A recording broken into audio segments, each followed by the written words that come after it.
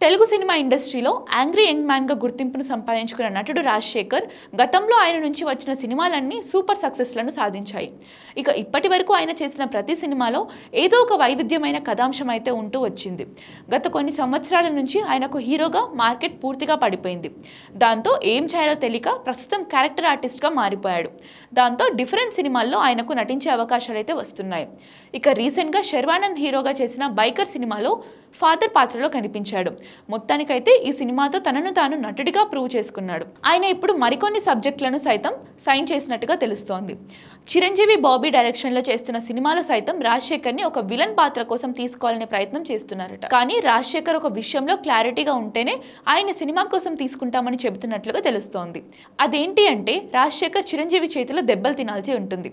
ఒకదానికి రాజశేఖర్ ఒప్పుకున్నట్లయితే అతన్ని ఈ సినిమాలు తీసుకుంటారట. లేకపోతే మాత్రం అతని ప్లేస్ లో మరొక విలన్ ను తీసుకునే అవకాశాలు అయితే ఉన్నాయి. రాజశేఖర్ ఆ కండిషన్స్ కి ఒప్పుకుంటాడా?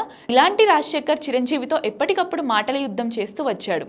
ఇక ఇప్పుడు చిరంజీవి చేతిలో దెబ్బలు తినడానికి సిద్ధంగా ఉంటే రాజశేఖర్ ను ఆయన సినిమాలో విలన్ పాత్ర కోసం తీసుకుంటారట. లేకపోతే మాత్రం అతని ప్లేస్ లో మరొక బాలీవుడ్ హీరోని తీసుకునే అవకాశాలు కూడా ఉన్నట్టుగా తెలుస్తోంది.